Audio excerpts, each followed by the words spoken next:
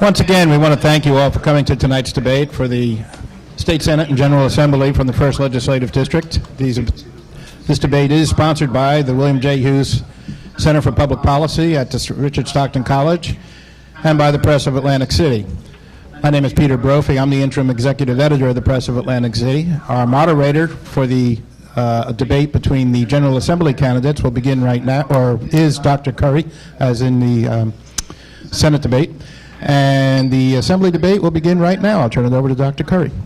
Thank you so much. I will continue as the moderator for the debate among the Assembly candidates, and it gives me great pleasure to introduce them to you from the audience's left to right. The Democratic incumbents, Nelson Albano and Bob Andruzak. On your right, the Republican challengers, Christine Gabor and Sam Fiocchi. Once again, our timer and our questioners are, from the audience's left to right, seated over in the corner, is John Frugian. He is Senior Research Associate from the Hughes Center, and Trudy Gilfillian, who is staff reporter for the Press of Atlantic City.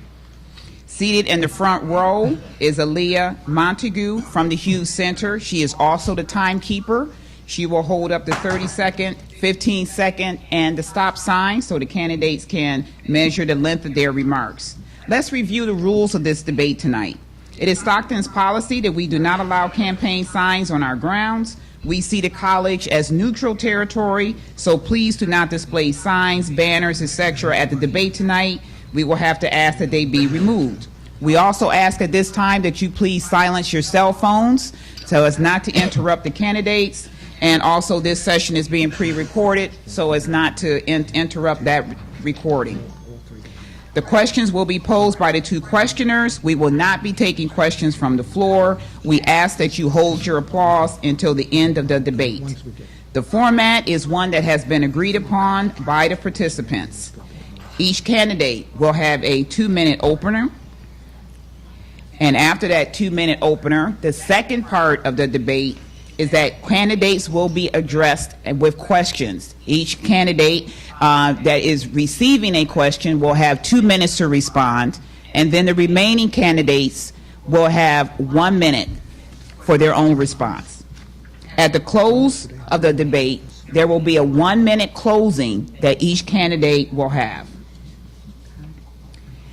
In fairness to the other candidates, we ask that each candidate please be mindful of the time, and we are ready to get started. Thank you. We'll begin with the opening statements, and a coin was tossed, and Assemblyman Albano will start. Thank you. Good evening, everyone. First, I'd like to thank everybody for coming out tonight. I'd like to thank the Press of Atlantic City. I'd like to thank Stockton College for holding this forum, and my opponents for being here tonight to do this debate. Being as there's a 2-minute time restraint, I'm going to tell you why I decided to run again for my 5th term. I'm very passionate about the work that I do. I'm very passionate about the people in this district. Some of my accomplishments that I have made over the past, and I'm just going to go the last 2 years, I want to continue to work hard and fight for. One of them is education. 4 historic bills passed by both houses, signed by the governor, just I believe this past July, dealing with reading disabilities in the state of New Jersey, specifically dyslexia, and making sure that no child is left behind. The hard work and the dedication that I have done to the working people in the state of New Jersey, bringing jobs to South Jersey through voting for a budget with $500 million in cuts to small business.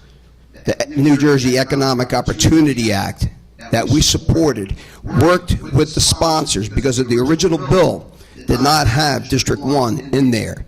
We worked with the sponsors, we worked with leadership, we worked with the governor's administration, and had Cumberland, Cape, and Atlantic County putting that bill. $800 million coming to South Jersey, to businesses and corporations to start coming back to the state of New Jersey or start new businesses. My hard work on public safety, making sure our roads stay safe. I have advocated to make sure that no one else goes through what I did or my son did. to continue my hard work, dedicating myself to the people of this district and giving everything that I have. Thank you.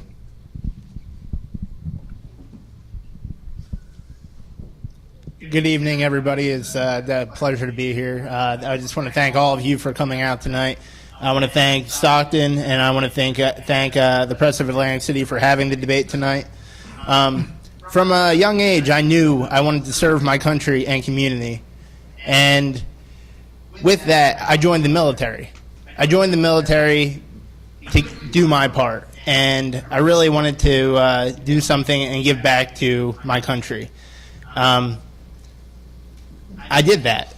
Unfortunately, that was cut short. Coming home and being promised the world as a veteran, you don't get that when you come home, really. Realistically, you don't. Fortunately, I had my legislative team who was in at the time there for me and to support me. And with them, they asked me to join the team. And I gladly agreed, and I knew this was my opportunity to give back to the community and to give back to the state and to give back to all the people that welcomed me home and supported me when I needed it. This was my opportunity to do that. And I promise you, with this election, I will do that. I'm going to fight just as hard for South Jersey as I did for our country. We could work together. We could bring more economic opportunity to the area. We need to bring our best and brightest together, and with that, we can really turn our economy around. We need to help out our veterans, and we need to help out our seniors. Our seniors have already given a lot back to the community, and they deserve more. Our veterans deserve more. They fought for this country, and when they come home, they're promised the world, and I'm here to give it to them. I'm here to do what I can to help out our veterans in South Jersey, give them the proper health care that they need. So thank you for coming out tonight, and I'm going to fight just as hard for you as I did for our country. Thank you.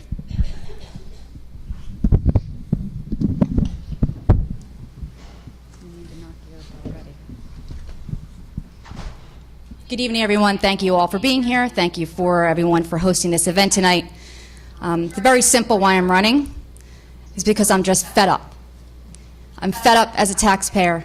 I'm fed up walking down the street and seeing empty storefronts. I'm fed up as an elected official having to deal with a state that can't get it together, that can't figure out that taxing people is not how you balance a budget. It's about cutting spending. I'm fed up with people calling me and saying, I need help. I can't get the state to listen. You need to help me. I'm elderly. I can't afford to pay my taxes anymore. I need assistance. I need food stamps. I'm disabled. I don't have resources. I'm just sick and tired like everybody else. I am nobody special.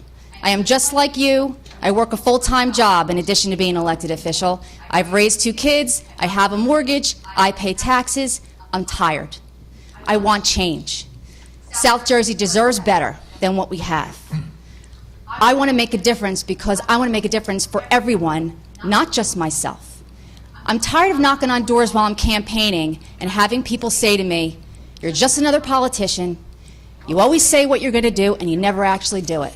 You know what? We only have ourselves to blame for that. Because the politicians have decided that their own personal agenda is more important than the agenda of the people that they serve. And I'm sick of it. I want to change it. We deserve better. And if we put the right people in place, the people who have true integrity, who understand the definition of ethics, hard work, commitment, and having the agenda to serve the people that put them in that place, that's what we deserve, and that's what I plan on doing. Thank you.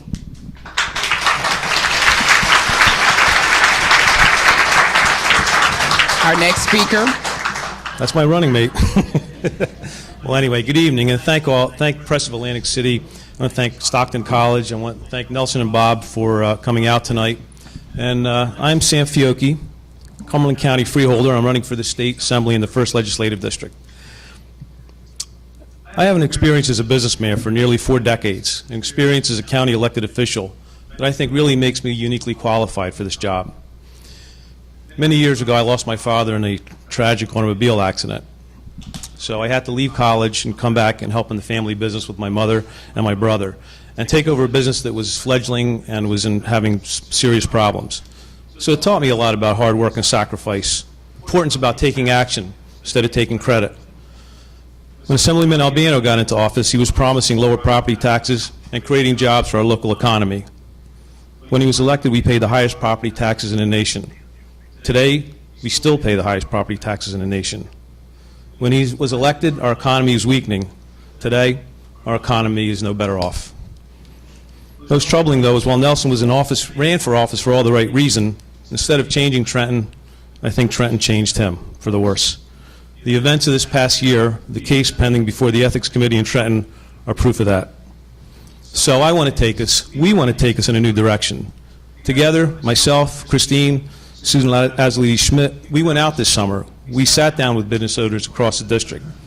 We asked them what was preventing them from growing their business and creating jobs. And we took that information and we created an 8-point jobs plan that reflects the very frustrations we heard from these hard-working men and women. So we look forward to going to Trenton, working with the Governor Christie, members of both parties, to put our ideas into action for the people we represent. So, saying that, I look forward to an informative debate tonight, and I want to thank you all again for coming. Round of applause. Again, would you please hold your applause until the end of the debate? We can squeeze more questions in that way. Assemblyman Albano, this question starts with you. What do you think are the most important issues in this campaign? Well, I believe two of the biggest issues is property taxes and jobs. I'm going to talk about the job issue because that's what we spoke about more when we were campaigning, and what's affecting people more than anything. Again, the two biggest important bills that bring jobs back to South Jersey, the cuts in the small business, the New Jersey Economic Opportunity Act that now includes District 1, bringing more jobs, better jobs to this area. I've worked hard on a lot of issues when it comes to jobs. A lot of people don't know two of the major solar projects being constructed in the state of New Jersey were in Cumberland County at the time. Two major solar projects were being done by an out-of-state contractor. When I was notified that somebody from Pennsylvania was coming in and doing these two solar projects, I sat down with the mayor, my senator, and myself, sat down with Connective Energy and talked this over and had those jobs rebid. In the end, those jobs were done with local people. It's about a supermarket being built in Cumberland County, in the city of Island. Again, the developer was from Pennsylvania, sitting down with the contractors, sitting down with the owner, and sitting down with the general contractor. We got 90% of that job done locally. It's about the little jobs, it's about the big jobs, it's about small business, it's about big business. We are doing what we can, along with the governor, on a bipartisan measure, with the House and the Senate, to bring more opportunity back into the state of New Jersey, bring back the industry that we once lost, and encourage and give the grants to businesses to start up in the state of New Jersey. That we are no longer the state that chases business away. We're the friendly state. Thank you. Assemblyman Andrzak, you have 1 minute to add to that. I definitely agree with Assemblyman Nelson Albano about the jobs in the economy right now. It is definitely one of the biggest issues going on right now. We're fighting to turn that around. We fought for the Economic Opportunity Act. It was a bill that was going through that really was for North Jersey. Nobody really thought it would benefit South Jersey too much, but it will. And because of us, we fought to make sure South Jersey was a part of that. Initially, it was only 7 counties that were a part of that, and we made sure that all 3 counties in the 1st district got their piece of the pie. And hopefully with that, we'll be able to create thousands of jobs, especially in Cumberland County, where it's definitely suffering, but we'll also be able to bring industry down into Cape May County as well. So I think the economy will turn around with the Economic Opportunity Act. Fielder Fiocchi, would you like to take a minute on the most important issues? For nearly 4 decades, I was a job creator. That's what I did. And that's what I plan to do when I go to Trenton. Take those skills and help bring employment to this district. Our unemployment numbers here are way too high. We're in double digits here, where the rest of the state, I think, is below that. So we put out our 8-point plan. That was our idea. We listened to businesses, and that's what we intend to do. And we're not going to start in January when elected. November 6th, we're going to hit the ground running, and that's what we're going to be doing.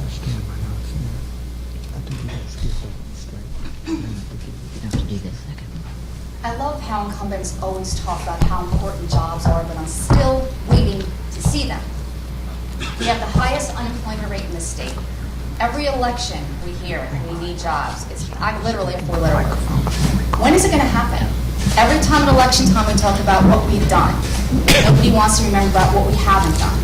We have small businesses that cannot survive because of the ridiculous red tape and legislation that Democrats had put into place for years. They can't hire people. How are we going to create jobs if we don't fix the system that has been broken? The governor is trying to fix it. He's going to continue to fix it. The only reason we started fixing it is because we elected a Republican governor to office. We need to keep putting Republicans in the legislature, and then we really will get the job done. I'm going to ask the candidates to please use a microphone. We're getting signs from the people in the back that they're having difficulty hearing you. Thank you. This question will start with Mr. Fiocchi. The Stockton poll has found that 80% of New Jersey voters think property taxes in New Jersey have gone up either a little or a lot in the past 3 years. What can be done about property taxes? Well, property taxes is an issue. And actually, when I stepped down from my business, that was my choice. Do I stay in New Jersey and be part of the solution rather than the problem? Because so many people are leaving New Jersey. We're an exit state. And Pennsylvania, who's nearby, has become a destination state. So, a lot of things need to be done. The governor started. I call this an ocean liner that's been heading in the wrong direction for many years. And it's going to take a long time to turn that around. So he started to do that. I think this year we probably had the lowest property tax increase that we've had in probably 7 or 8 years. But more work needs to be done. We need to be able to make it affordable for businesses to stay here, for families to stay here. I have 2 sons. I have a grandson. They want to stay in New Jersey. I love New Jersey. I love this district. This is why I'm staying here, and this is why I'm running for this office. We have to work on getting our property taxes down. Ms. Gabor, 1 minute on that, please. Property taxes. Well, yeah. My mom couldn't afford to keep her home because her taxes are too high. This is not uncommon in this society right now. Property taxes are high because we've decided that we don't know how to cut spending. We just want to tax everyone to death. It's the same scenario over and over again. Yeah, our property taxes are high. They're the highest in the state. I'm frustrated because I keep hearing the same things over and over again, yet we have yet to do anything about it. We need to cut our spending, stop taxing us to death, get government out of the way. Municipalities have a 2% cap. How about the state having a 2% cap? That might help things a little bit. Now, Mr. Anderzak, please, same question.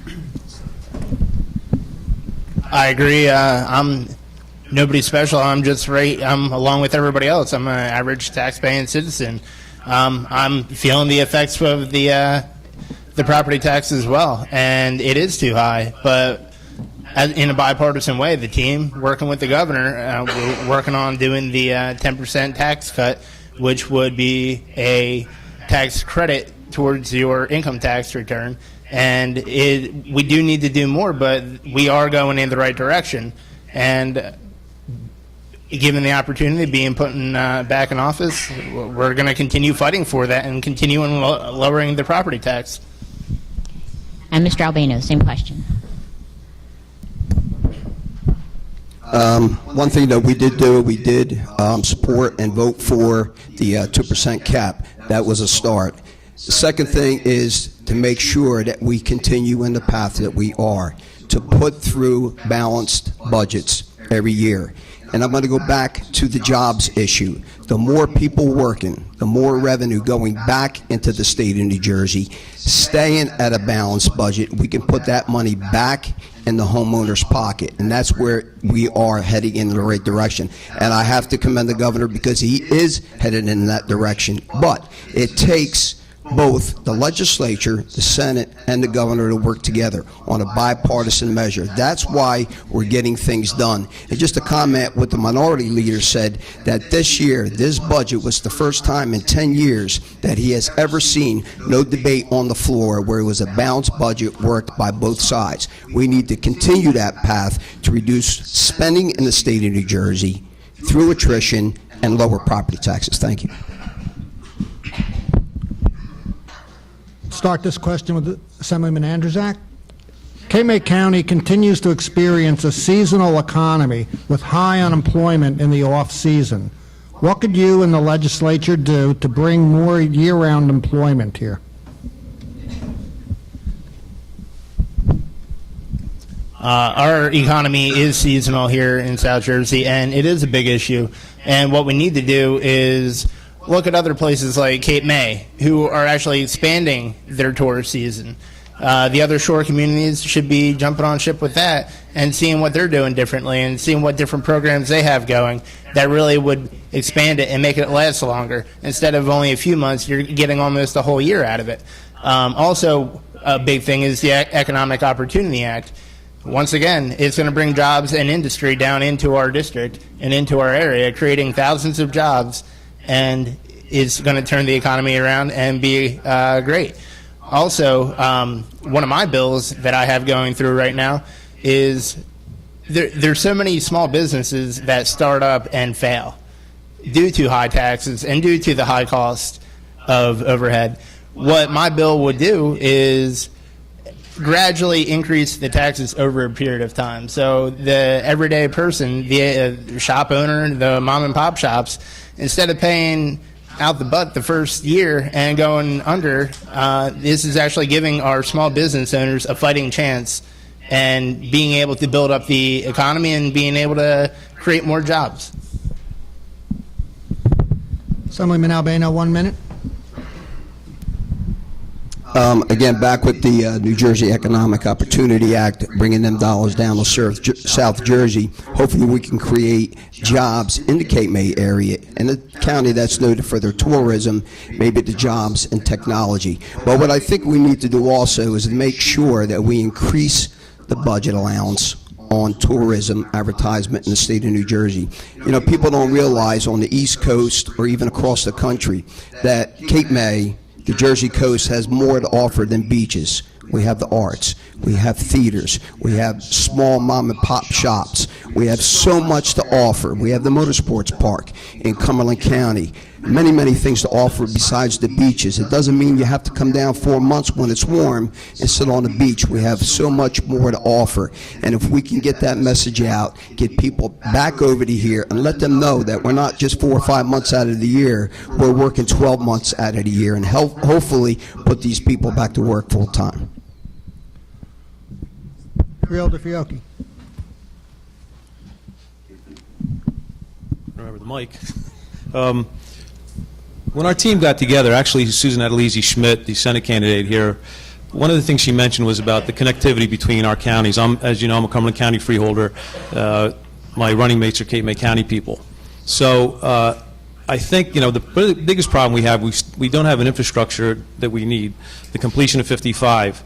And I think if we can work on that, get that done, now you're talking about better access to Cape May County during the off-season. It'll be much easier for people in Cumberland to come down there, and of course much easier for people to Cape May to come to Cumberland.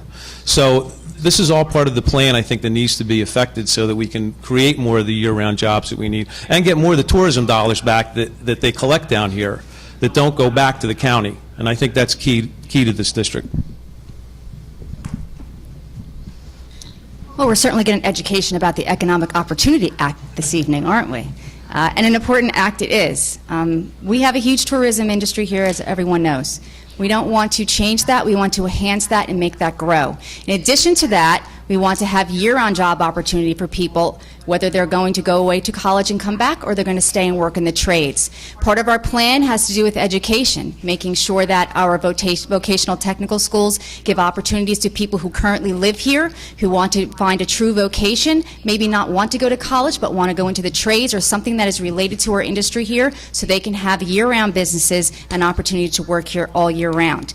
Without the current improvements in infrastructure, without the improvements in the legislation for small businesses, it's never going to work. The 8-point plan that we put together is going to assist in that, but we have to get rid of all this red tape if we want any businesses to grow anywhere, whether it's year-round or seasonal.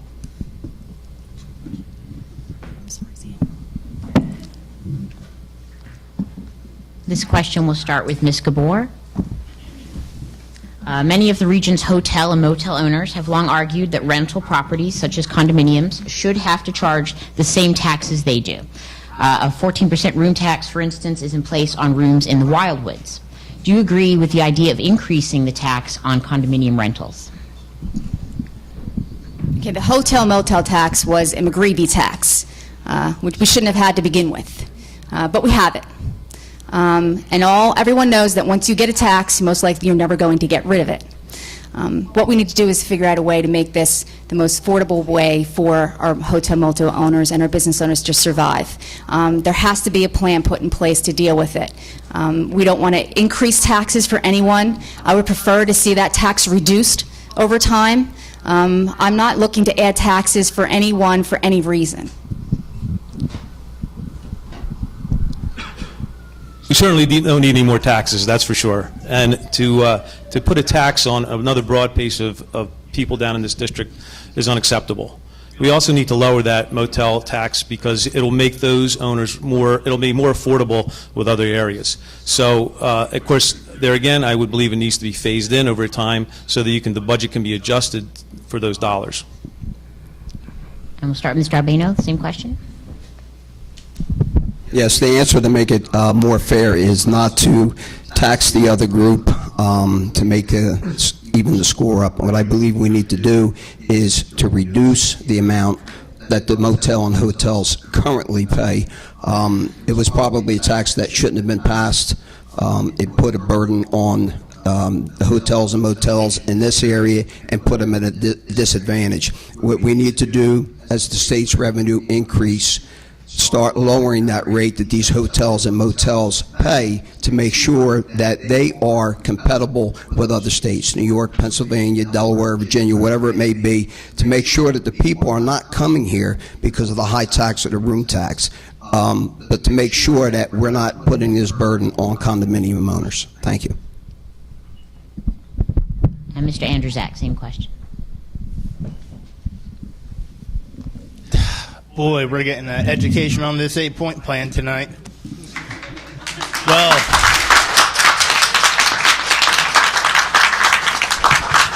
We can continue on. Thank you. we do need to lower the taxes. It needs to be on a fair playing field across the board. The condominiums need to be tied in with the hotels, motels, and together they both need to be dropped down. But as the economy does come back, we'll be able to work on that in the future.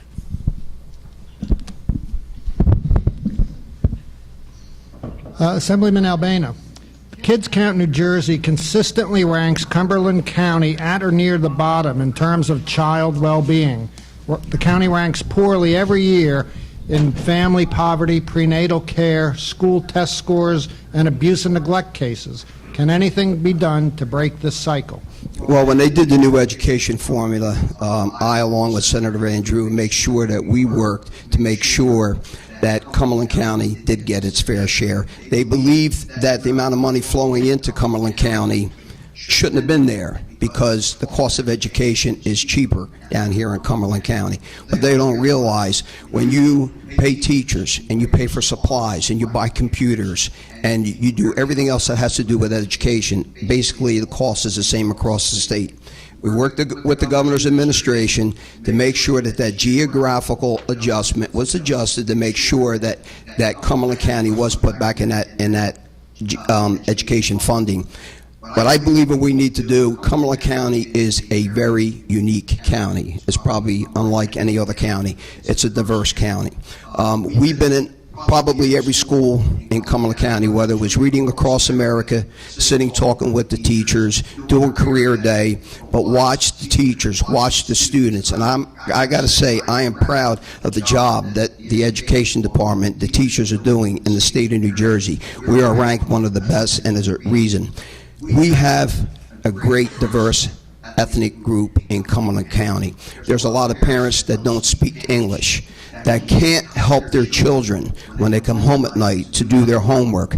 We depend so much on the teachers to do not only what's done in school, but to be done at home. What we need to do is to make sure that we educate our children properly, that the funding goes directly into the classroom, and to make sure that we help the parents so that in turn they can help their children at night when it comes time to doing homework and everything else.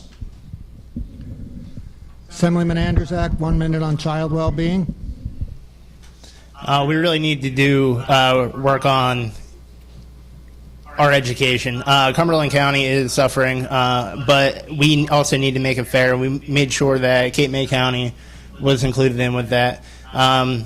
Really, the cost of materials, it doesn't matter where you are, it all costs the same. So why should one area have to pay less or more than another, or have yet less funding than another?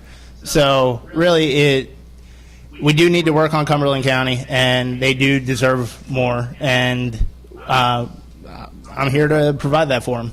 Thank you. Freeholder Fiocchi. As a Cumberland County freeholder, I've witnessed this firsthand, but I think it really goes back to leadership. In the past probably 25 years, we've had only 2 years where Republicans have been in control of the Freeholder Board, and probably in the last decade, we've had Democrats that have been in control of the legislature, and this is where we are.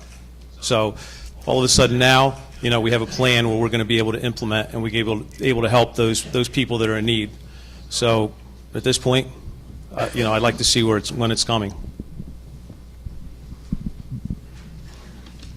As I see it, we don't only have a problem with our children and taking care of them. We have a problem taking care of a lot of people. Our social issues are a huge problem, not just in Cumberland County, but in Cape May County. And I've seen them firsthand. We have poverty because we have unemployment. We have a huge addiction issue, as some of you have heard about earlier. All the breakdown of the family.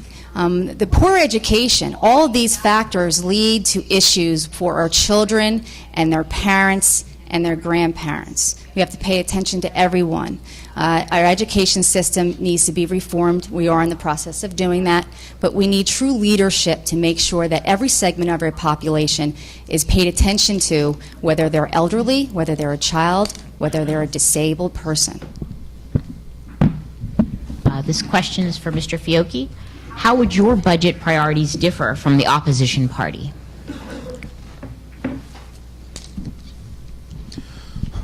Well, look, as Republicans, we believe in streamlining government. We need to be fiscal conservatism. So we have to look everywhere we can to make sure that we make our government as efficient as possible. That's where we have to start. Our guys here, they voted for taxes how many times over the years? If you bought tires, they taxed it. Cable TV, they taxed it. Healthcare, tax. So a lot of those taxes need to be removed, and we have to make sure, there again, government streamlined and keep on the course we are going with the governor's plans.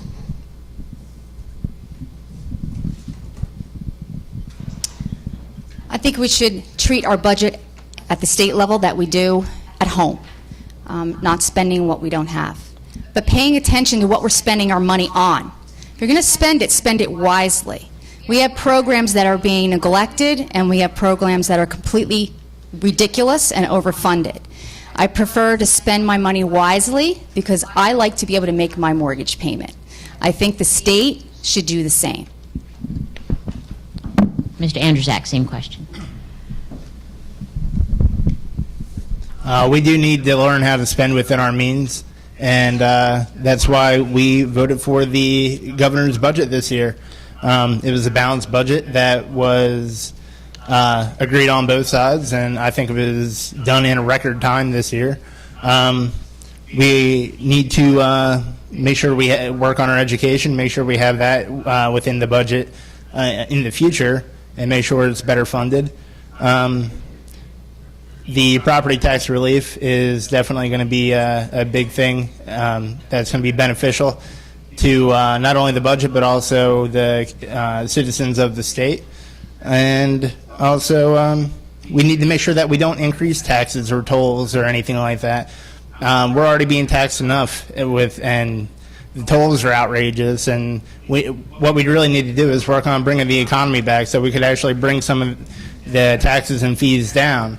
Also, instead of creating new projects and new plans, we need to fund the ones that we have and make sure that they get the proper funding. Thank you. I kind of pride myself in, sometimes I catch slack from my party, but being a conservative Democrat.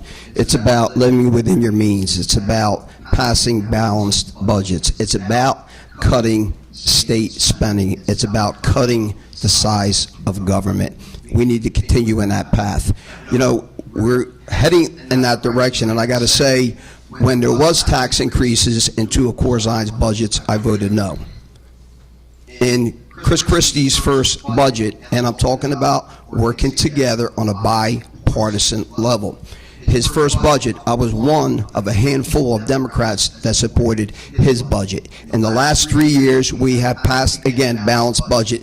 This year, probably the best budget, the most bipartisan budget ever passed in the state, and it was done by both parties. The cooperation of the Assembly, the Senate, and the governor's office. Again, the minority leader spoke himself and said this has been the most cooperative, the most bipartisan budget he has ever seen since he's been in the legislature. Start this question with Assemblyman Andrzak. Are you satisfied with the state's effort to help affected regions recover from Superstorm Sandy? Is there anything more the state should have done or should be doing?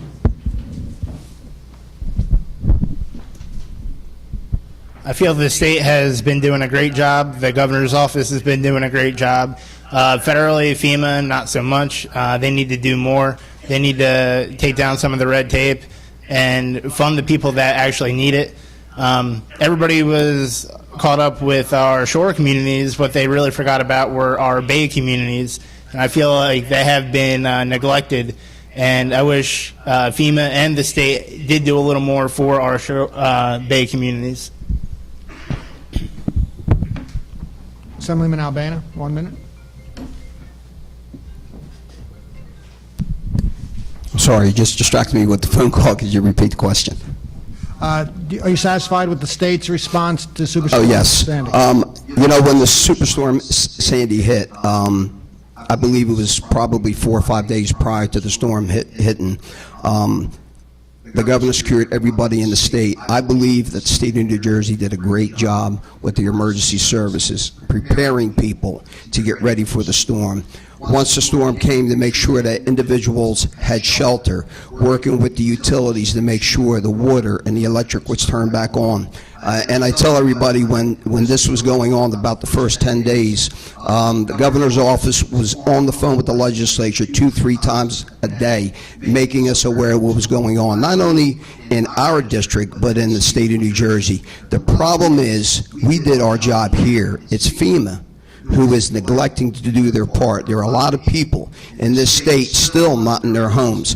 And I believe that our work in our office, along with the U.S. Senator's office, trying to push and streamline FEMA to get things done, the bureaucracy and the red tape that has been going on over the past year is just unacceptable. Freeholder? Which one?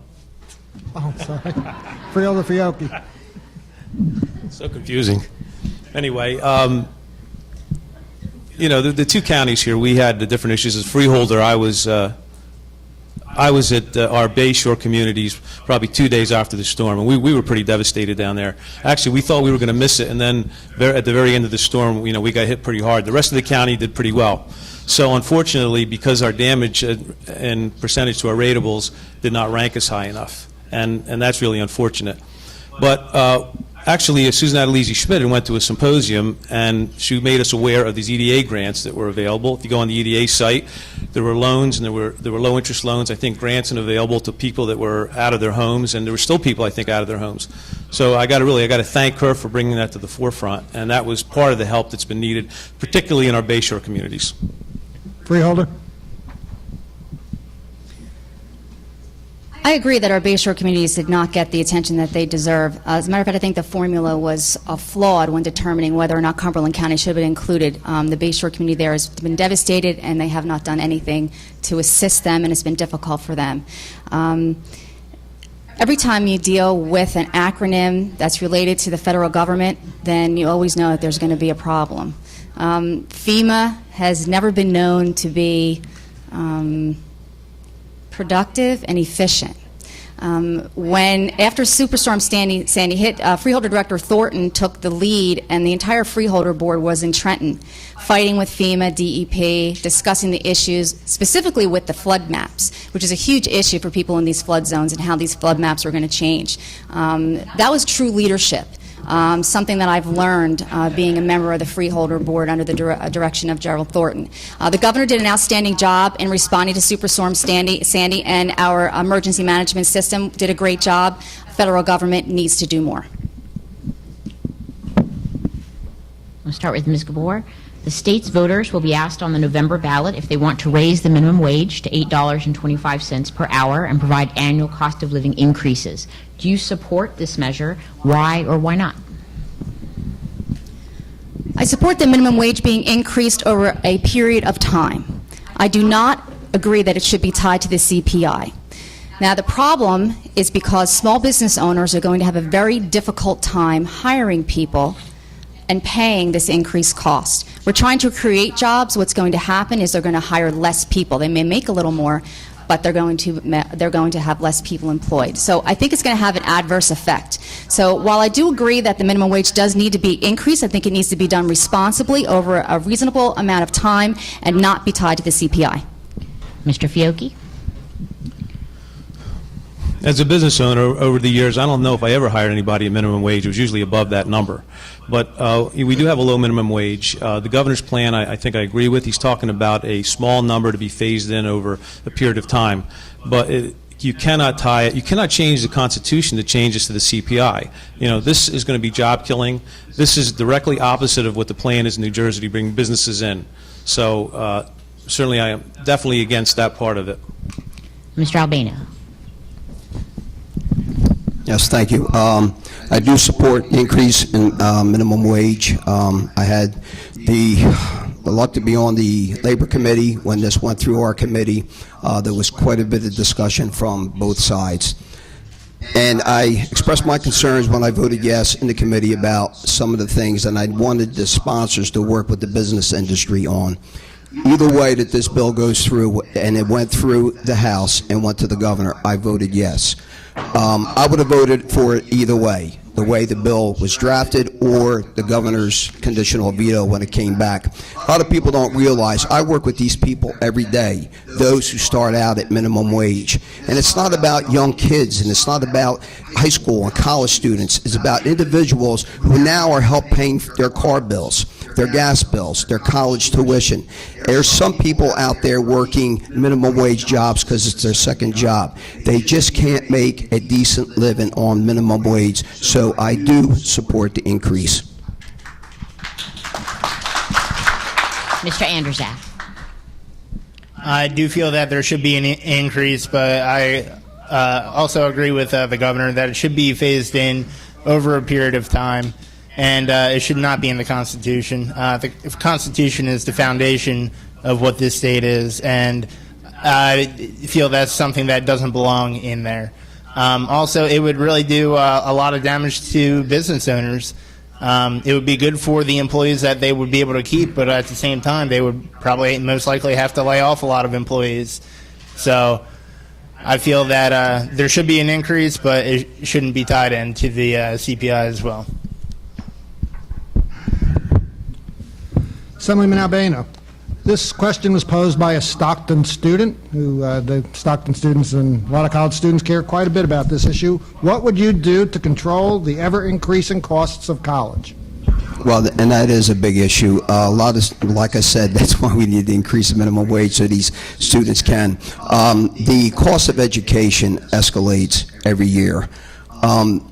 What I believe we need to do, number one, is the state to make sure that these institutions, the state institutions, not the private, are held accountable for their costs. I believe there's too much money going out to the administrators and everyone else on the upper level that money needs to be put into the education of these students.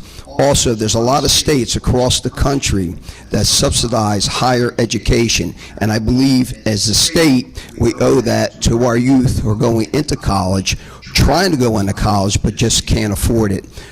If need be, in the future, these costs continue to escalate the way they are, I believe that it might be necessary to support legislation to put a cap on the amount of money that the rate tuition goes up, like we did with local government in the state of Jersey, to minimize the cost.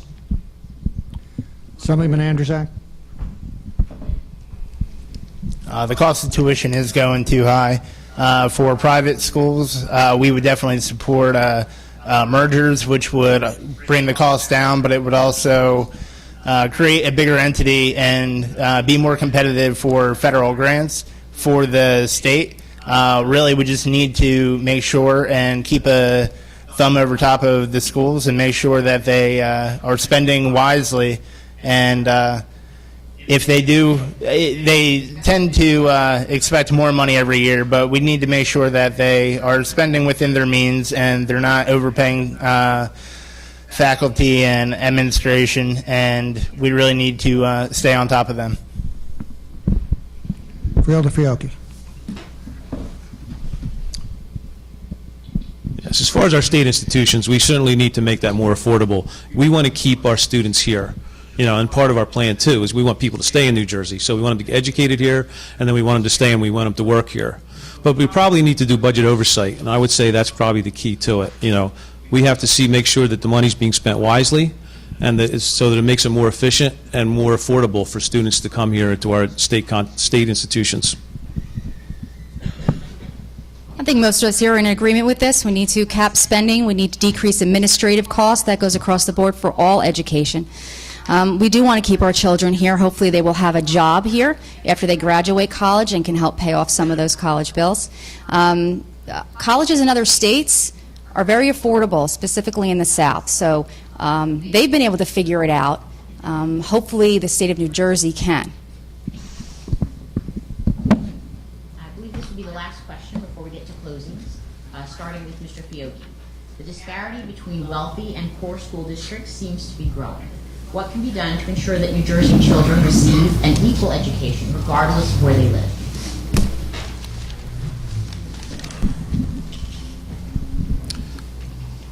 Well, I think we need to look at the school funding. There certainly has to be done. I think the governor's done that. So we need to make sure that that the monies be spent wisely. You know, we have failing districts where they just keep spending more money. We have some of the other districts that are doing okay. So we need to look at that formula, that funding formula, pretty judiciously.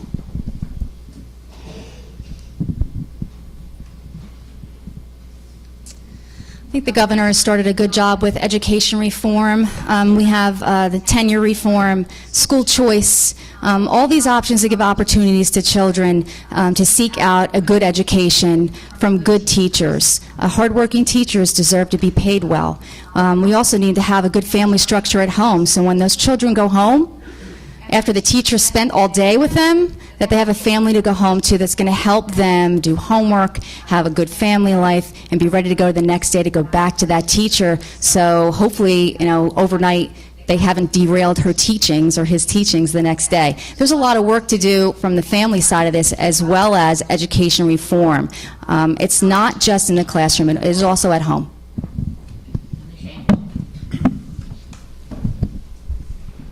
We need to make sure that that the spending is balanced and that it's fair across the board. We need to make sure that not only the teachers, but also the parents and the families are involved with the students and the children and making sure that they are going down the right path. And the school should have programs as far as getting the parents more involved in the child's life. And that would most likely end up setting the child on a better path and making the funding worth the while. Yes, there is a big disparity in the rich towns and the poor towns. I'm going to pull one out of my hat. Cherry Hill, Vineland, poor and rich. And the education is different. And I get back to when we talked about the children and the needs of the children in the classroom. We are a very diverse county, totally different than Cherry Hill, where these individuals take a lot more time to instruct, to educate. They have a lot more needs. We need, again, to address the issue with the parents, helping them to help their children. And when you take and you cut education funding and you take teachers out of the classroom, it makes it almost impossible for them to do their job. They are not only being teachers, they're being mentors, they're being parents, they're being counselors, they're being guidance people. They're trying to be everything, and it's a lot more difficult to educate. It takes a lot more time and a lot more people to educate those people in a poor county.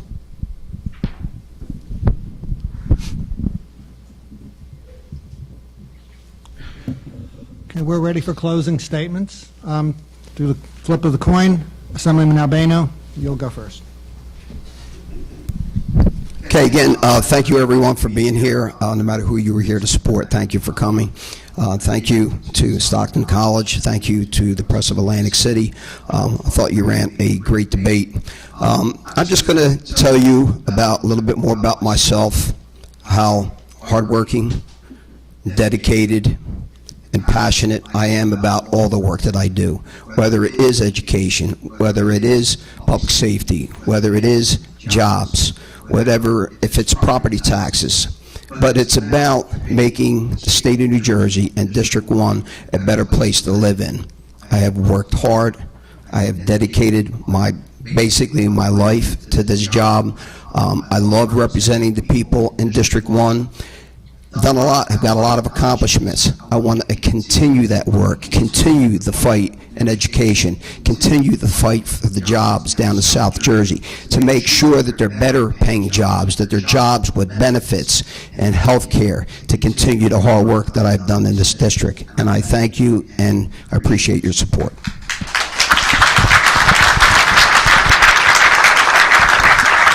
Assemblyman Andrzejczyk. I just want to thank everybody for coming out tonight. Again, thank Stockton and the Press of Atlantic City for having the debate here tonight. To me, it's not just about a job. It's not just about an election. To me, it's about serving the people. I served in the military, and like I said before, that was taken from me way too soon. Unfortunately, I wouldn't be able to continue serving in the military, but I still have a lot of fight left in me. And I'm bringing that home. I brought that home, and I'm going to continue to fight for South Jersey. I was born and raised here, and this is the place I love, and this is what I'm fighting for. I'm fighting for the economy. I'm fighting to bring it back. I'm fighting for everybody else. I'm just an average guy. I'm just like everybody else out here. I'm fighting for all of you. I'm fighting for all of us. So come November 5th, I need your help, and I expect it, and I hope for it. Thank you.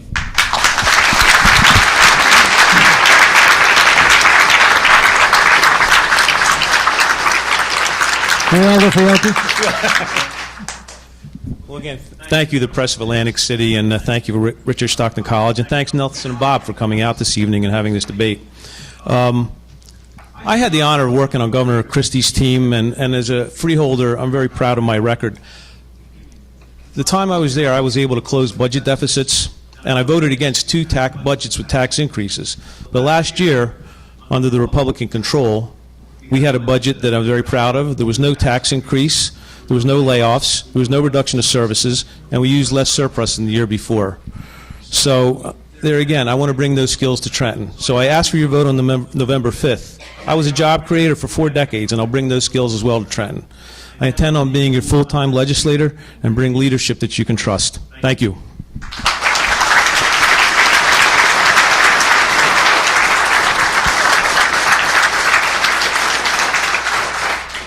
Thank you, everyone, for giving us this opportunity this evening. Thank you to Nelson and Bob for giving us this opportunity to debate.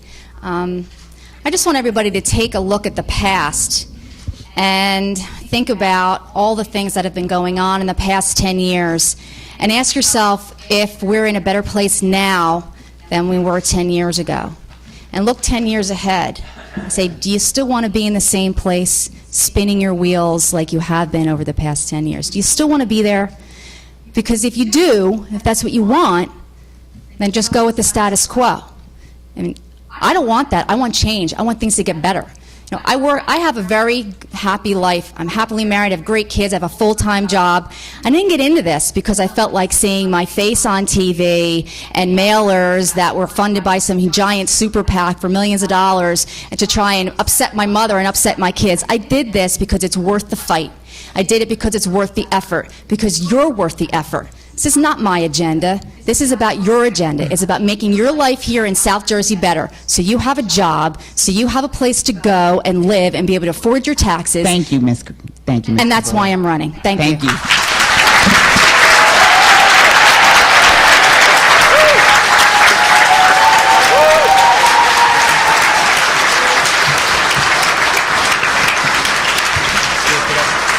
Can we give another round of applause for our candidates for such a spirited debate?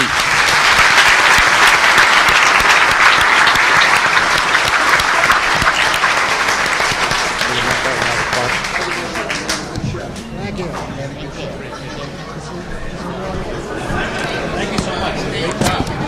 you very much. Thank you.